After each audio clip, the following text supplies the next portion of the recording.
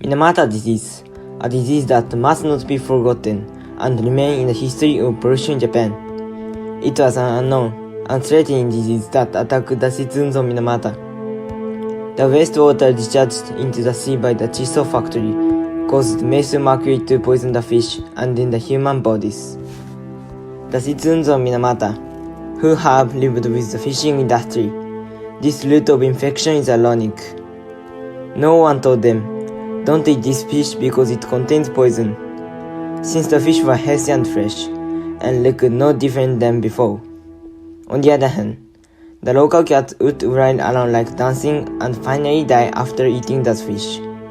If only the fish had had the strange symptoms like the cats in the early stages. Minamata citizens who became infected with Minamata disease gradually suffered from the symptoms. How did the families of Minamata disease patients feel about their lives?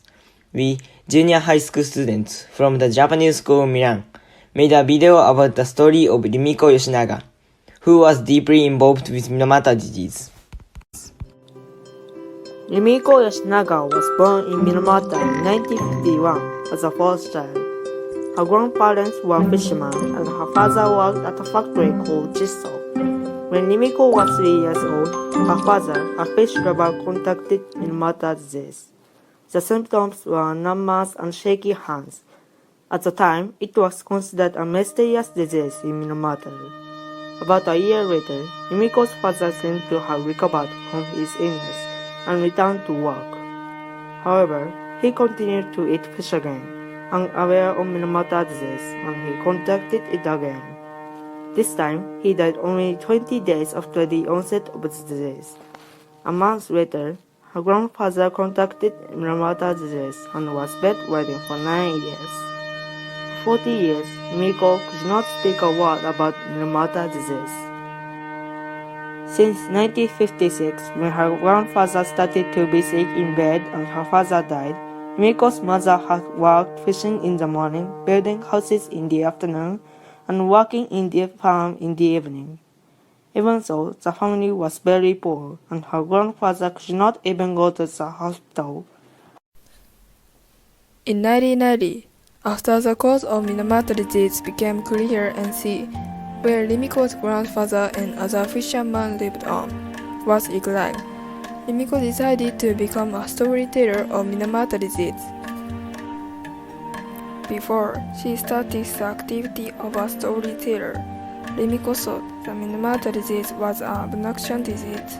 This was because it was believed that fishermen had become ill because they were poor and ate rotten fish.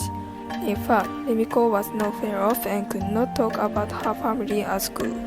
Furthermore, she could not invite her friends over to her house because her grandfather at home was bedridden with Minamata disease. She was afraid to even talk about Minamata disease generally. However, in Minamata, the Moyai program began. Moyai means a morning rope used to tie boats together.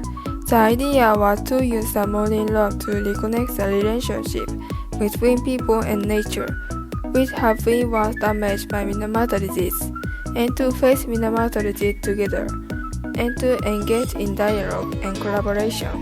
At that time, Rimiko read a book about Minamata disease for the first time and realized that she did not know anything about Minamata disease. It was only then that Rimiko wondered why she felt ashamed that people who unknowingly ate fish became ill and were criticized and discriminated against.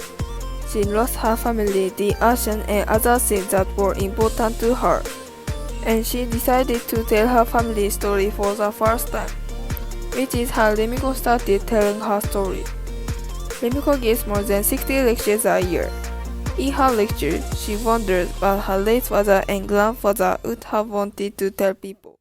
Without Chiso, Minamata City would have been in economic jeopardy. In fact, Chiso helped to make not only Minamata, but the whole nation economically rich and developed. Therefore, the people of Minamata City could not speak up about Minamata disease. But because of this, Minamata Bay, which was so important to the citizens, was buried.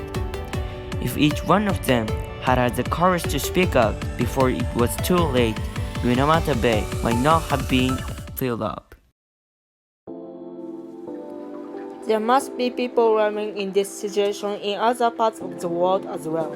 We can help the world by donating to UNICEF, which works for children around the world, and Doctors Without Borders, which provide medical care to regions of the world with unstable political situations, and so on. What else can we do? There must be something we can do, not just hear about it. Young people like us do not have strong power or the ability to influence society. But even so, we can speak up.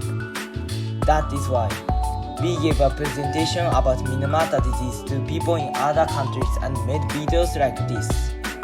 If you learn about Minamata disease through our activities, we want you to let more people know about it. If someone gets interested in Minamata disease and takes action, we will be more than happy. That is why we want to grow even more day by day. I hope that pollution like Minamata disease will never happen again. But if it does, we must all work together to eliminate the damage. Rimiko's life as a storyteller tells us the importance of each individual speaking out.